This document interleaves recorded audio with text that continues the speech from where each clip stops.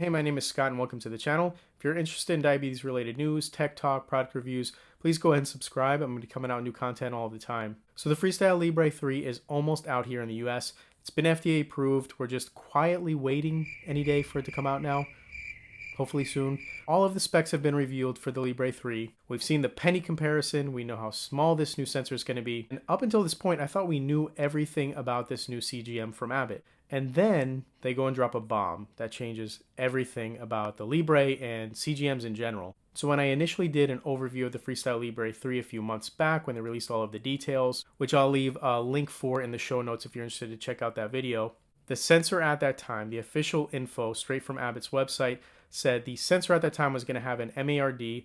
MARD, if you're not familiar with it, is the basically how accurate the sensor is compared to an actual blood glucose level. So the lower the MARD of a sensor, the more accurate the CGM is. At the time they had announced the Libre 3 was going to have an MARD of 9.2. So this was a little bit disappointing to me because there was no improvement from the previous model, the Freestyle Libre 2. The Freestyle Libre 2 also had a 9.2 MARD, and they said the Freestyle Libre 3 was going to be the same accuracy at 9.2, so no change. Now a 9.2 MARD, it's not bad, it's not great either. Current generation Dexcom G6 has a 9.0 MARD, and the new G7 is even lower all the way down into the 8. So I was just a little bit disappointed to see no improvement in the Freestyle Libre 3.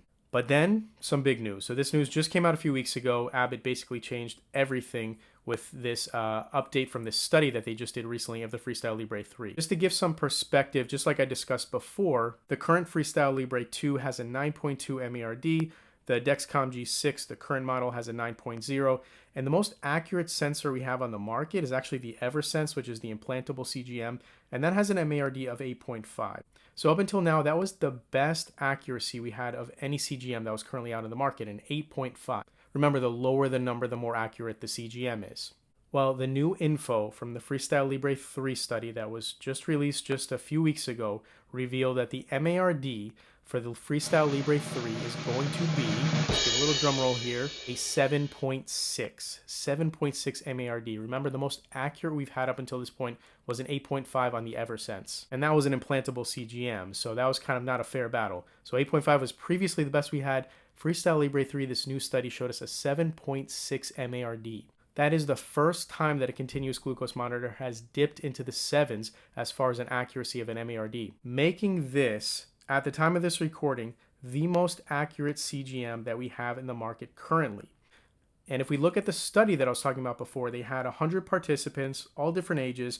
And when we look at the MARD of the participants, 18 and over, we can see the MARD was a 7.6. But even better than that, if we look at the study, we see there was days where it was actually even more accurate than that during those 14-day period. So days 9 to 14 had an MARD as low as 6.6 to 7.1.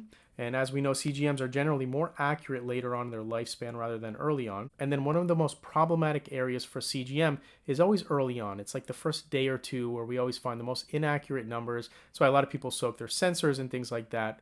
While for the Libre 3, even days 1 to 3 had an MARD of 8.5, which is way better than the current model. And it's actually as accurate as the previous reigning champ, the Eversense. Remember that I talked about at the 8.5 MARD. So even in those first few days, which generally CGMs are very inaccurate, it's still as accurate as the most accurate current model we have.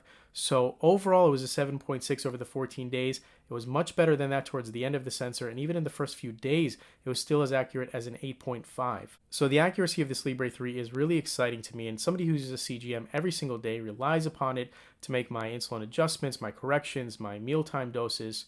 Accuracy of my CGM is really just everything to me. The more accurate my CGM is, the easier my life is, the better my control is. So this is just really, really important to me. And I know I'm kind of reiterating that, but I just feel like I'm really excited to see that CGMs are starting to get more accurate. And this is kind of setting a new bar for CGMs that we're dipping down into the 7s now.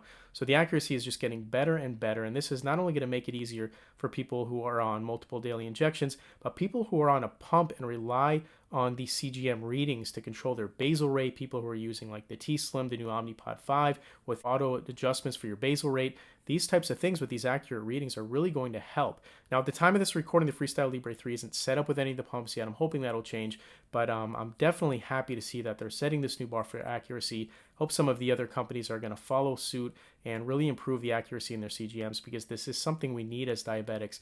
And I'm really, really happy to see this. Thank you so much as always for watching the video. If you're already using the Freestyle Libre 3, I know there's some countries where it's already been released. Please let me know if the accuracy is as good as these studies seem to say it is. I would certainly love to hear that. And again, thank you so much for watching the video.